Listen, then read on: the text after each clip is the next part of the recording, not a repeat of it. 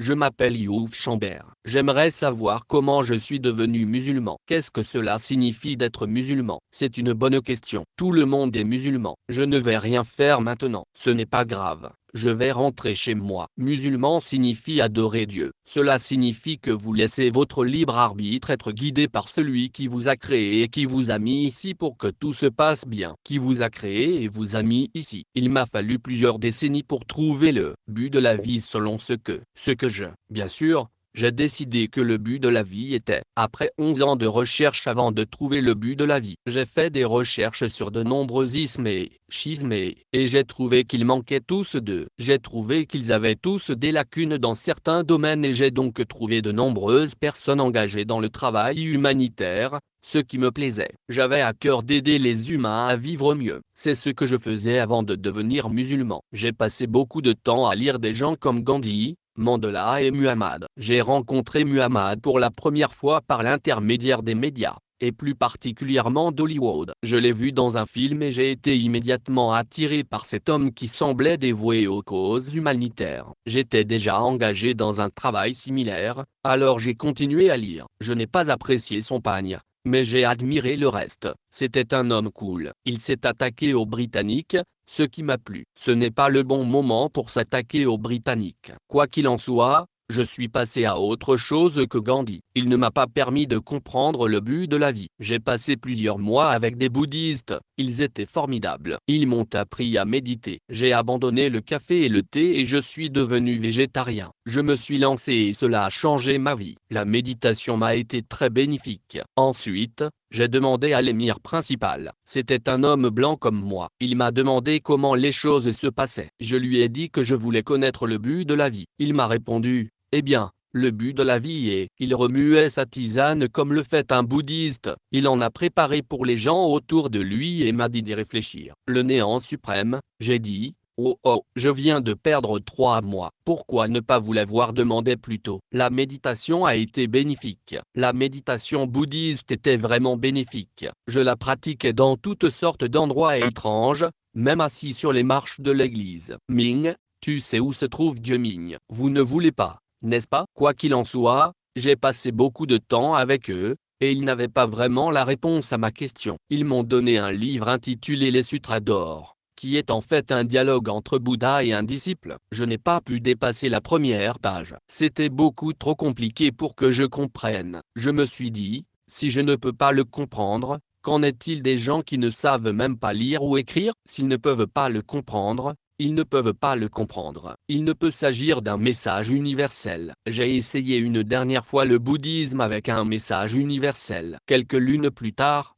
je marchais dans l'université de Sussex lorsqu'une jeune femme m'a abordé et m'a invité à une réunion. J'ai dit que j'irais et que je dirais oui à n'importe qui. J'ai un penchant pour la spiritualité et je cherche un but à ma vie. Je suis assis avec ces hommes, en train de discuter, quand soudain leur attention se détourne de moi. C'est comme s'ils disaient, nous avons tous besoin d'être aimés. Puis un homme apparaît sur scène avec une guitare. Il a un air de rock'n'roll, une guitare et une batterie. Un autre homme arrive avec une batterie et commence à jouer. Il commence à chanter, Jésus est en toi. C'est un peu ça, mais je ne vois pas. Puis, au hasard, il choisit une personne dans la foule et la montre du doigt. Il dit, mets le diable en toi. C'est comme cette américanisation. Je suis donc là, assis au fond. Je me dis, oh, mon Dieu. Je vais être un peu plus tard. Je le sais, c'est pour ça qu'ils m'ont acheté. Ici, oh mon Dieu, qu'est-ce que je vais faire? Le type tombe sur le sol et fait une sorte de crise. Il tremble et puis un groupe de personnes, celui qui m'avait invité, l'attrape, le soulève et commence à le balancer. Je n'aime pas ce groupe de personnes.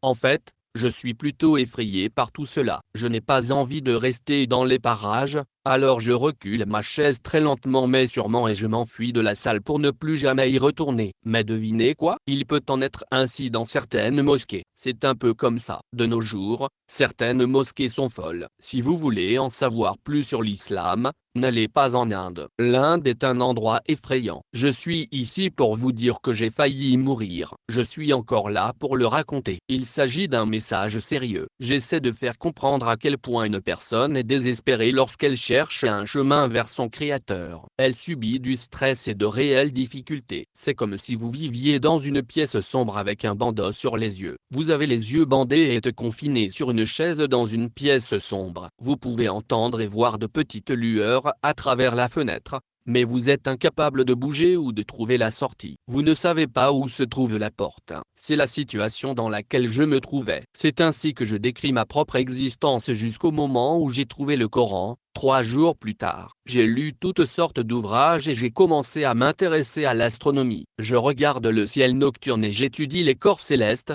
la lune, les étoiles, l'univers, les univers qui m'entourent et je commence à penser aux distances astronomiques et je sais que je suis insignifiant. Subhanallah, je suis extrêmement petit et insignifiant. Je commence à penser, regardez ce qui a créé ce monde. Ce qui a créé ce monde doit être absolument magnifique, surtout si l'on considère toutes les choses qui ont été créées. Il doit y avoir un but. S'il n'y a pas de but, c'est stupide. Tout est stupide. Je commence à regarder l'arbre et je pense à toutes les fonctions qu'il remplit. Il crée de l'oxygène pour que nous puissions respirer. Il fournit un endroit où les animaux et les oiseaux peuvent vivre. Il embellit le monde. Les ombres enrichissent le sol. Vous savez, toutes ces choses étonnantes qu'un arbre a et qu'un humain n'a pas. Un but. C'est vraiment stupide. Je regarde cet univers, ces structures incroyables et cette belle conception, cette magnificence. Les mots sont impuissants à la décrire. Et tous les soirs, je pleure. Je suis dans ma chambre. Je réfléchis. La plupart des gens ici sont chrétiens. Je vais trouver un théologien chrétien sérieux et lui parler. Je frappe à la porte d'une église sur la route de l'I. Cet endroit est construit selon les mêmes spécifications que l'arche de Noé. Je ne sais pas comment ils ont fait,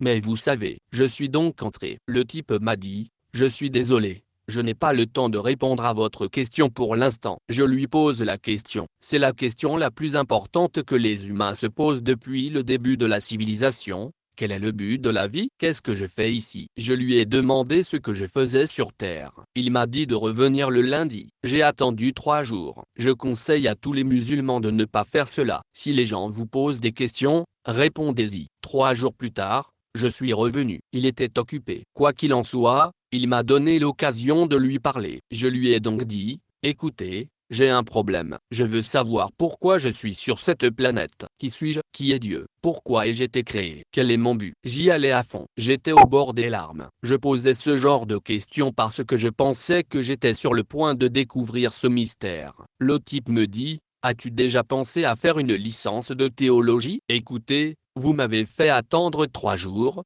mon pote. Je ne vais pas attendre 4 ans. C'est le temps qu'il faut au Trinity College de Dublin. J'ai tout vérifié et j'ai décidé de ne pas le faire. C'était extrêmement dogmatique et cela ne répondait pas aux questions fondamentales. Il fallait apprendre tout un langage scientifique. Cela ne m'intéresse pas. Il m'a dit l'essentiel. Qu'est-ce que tu fais ici? Je ne sais pas, c'est ce qu'il m'a dit. Je suis sorti de là assez déprimé. Je peux vous dire que je ne suis jamais allé jusqu'à envisager de mettre fin à mes jours ou quoi que ce soit de ce genre, mais j'en étais parfois très proche. Il y a donc eu des centaines de conversations, des centaines de réunions. J'ai eu des contacts avec des personnes de différentes convictions et de différents milieux religieux dans différents pays. J'étais à Pompéi, qui a été détruite par le Vésuve et qui est entrée en éruption. J'ai observé ce qu'il faisait à Pompéi. Savez-vous ce qu'il faisait à Pompéi? Êtes-vous allé à Pompéi? Qu'avez-vous vu à Pompéi? Cela reflète les paroles d'Allah dans le Coran. Il dit, voyagez dans le monde et voyez comment étaient les gens qui vous ont précédés. Ils étaient plus forts que vous et plus puissants que vous,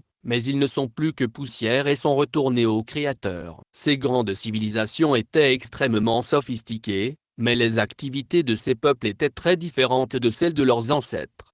Bestialité, une rue de Pompéi lui était consacrée. Si vous voulez avoir des relations sexuelles avec des chiens, allez à Pompéi. Je n'invente rien. Pourquoi Pompéi a-t-elle été détruite? Pourquoi le Vésuve l'a-t-il recouverte pour permettre ensuite aux gens de voir l'état dans lequel ils mouraient? Je peux confirmer que c'était grave. Ces incidents et ces preuves que j'ai vues étaient des indications claires d'une puissance supérieure, d'une essence supérieure ou d'un pouvoir supérieur. Après toutes ces visites et rencontres, je peux dire avec confiance que J'étais à l'université et j'étais avec une petite amie. Elle m'a dit, Tim, demain ne viens pas ici. J'ai répondu, qu'est-ce que c'est que ce genre de choses à dire à quelqu'un que vous aimez? Il a quelque chose à voir avec ma religion. Il a dit, non, c'est ma religion. Je lui ai dit, écoutez, que vous soyez religieux ou non, vous avez tort. Elle s'est mise en colère. Je suis allé le matin à la mosquée, comme on le fait quand on a une petite amie musulmane. J'ai frappé à la porte comme vous le faites. J'ai ouvert la porte, un homme avec une longue barbe, vous savez, à la soudienne. Excusez-moi, j'ai un problème avec ma petite amie. Vous en aurez un si vous ne vous en débarrassez pas. Moi, elle n'est pas bonne pour toi. Tu n'es pas bon pour elle. Il vaut mieux que tu te débarrasses d'elle. J'ai dit toi aussi. Elle m'a mis dehors. Et toi, maintenant, tu me dis de la quitter. Qu'est-ce que c'est que ça? Quelle sorte de religion est-ce? En tout cas, l'islam. Tu veux dire? Oui, d'accord. Lis ça. Il empile une pile de livres comme ça. Je me souviens très bien de ce jour. 2 semaines plus tard, je les avais tous lus. Je suis retourné voir la fille et je lui ai dit, écoutez, je suis vraiment désolé si je vous ai offensé en insultant votre religion. Je m'en excuse, c'est vous le problème. Je lui ai ensuite demandé pourquoi elle ne m'avait pas parlé de cette religion et pourquoi nous avions fait ces choses ensemble, petit ami et petite amie. Pourquoi ne nous sommes-nous pas mariés? Pourquoi ne pas me l'avoir dit? J'aurais même envisagé l'islam. En fait, j'en suis tout à fait convaincu. L'islam est vraiment un mode de vie extraordinaire. J'ai lu toutes ces choses et, lentement mais sûrement, j'ai commencé à comprendre de plus en plus. Quel était le mois en question? C'était le mois du Ramadan, le mois du Coran, le mois où ce grand diable de chant est enfermé. J'ai découvert l'islam et j'ai commencé à le comprendre. Puis, vers la fin du Ramadan, j'ai jeûné et c'était comme si quelqu'un m'avait sorti de la pièce sombre, avait enlevé mon bandeau et m'avait montré le reste du monde. C'était la première fois que je voyais le monde à travers les yeux d'un croyant. Je vivais ma vie d'une manière fondamentale. J'ai continué à me laver parce que j'avais lu des articles sur le ghusl et l'oudu. Vous savez, le ghusl, les bains et la purification. J'ai passé toute la nuit à me laver et à lire le Coran en anglais. J'étais déterminé à me purifier de toutes les pensées et actions que j'avais commises en préparation de quelque chose dont je n'étais même pas sûr. Cependant, le matin, je me suis retrouvé à courir hors de la maison. J'ai trouvé la première personne brune avec un chapeau blanc, car c'est tout ce que je savais de l'islam, des personnes brunes avec des chapeaux blancs. Je lui ai demandé s'il y avait une mosquée à proximité, et il m'a dit qu'il y en avait une juste en haut des escaliers. Je suis donc entré dans la mosquée, et ce type m'a attrapé par le col en haut des marches et m'a dit, tu es à moi. Il était assez fort. Il y avait quelque chose en moi qui me distinguait des autres. Il m'a appelé frère Nihib, ce qui signifie frère en arabe. C'était un frère Tebli, ce qui signifie pour moi frère Touaki, c'est-à-dire grand sourire en arabe. C'était un homme très prometteur. Il m'a attrapé et m'a demandé pourquoi j'étais là. Je lui ai dit que j'étais venu pour accepter l'islam et que j'avais besoin qu'il m'aide à franchir les étapes. Il m'a demandé ce que je savais de l'islam et je lui ai expliqué. Je me suis documenté sur l'islam et j'ai probablement lu plus que ce que la plupart des musulmans font en 2 semaines. J'étais totalement convaincu et prêt à faire la shahada. Puis il m'a emmené voir l'imam. Juste après le Fajr, pendant les 10 derniers jours du Ramadan, la mosquée était pleine. J'ai donc fait la shahada et un petit groupe d'environ 300 hommes m'a serré dans ses bras. Je n'avais jamais été étreinte par un homme auparavant, même mon père ne m'avait jamais étreinte. C'était donc une expérience étonnante. C'est vraiment très agréable. J'ai dit, faisons d'autres câlins. Il m'a dit, viens, comme une danse. Au bout d'un moment, il faut le faire, il faut continuer, il faut continuer, il faut continuer, il faut continuer.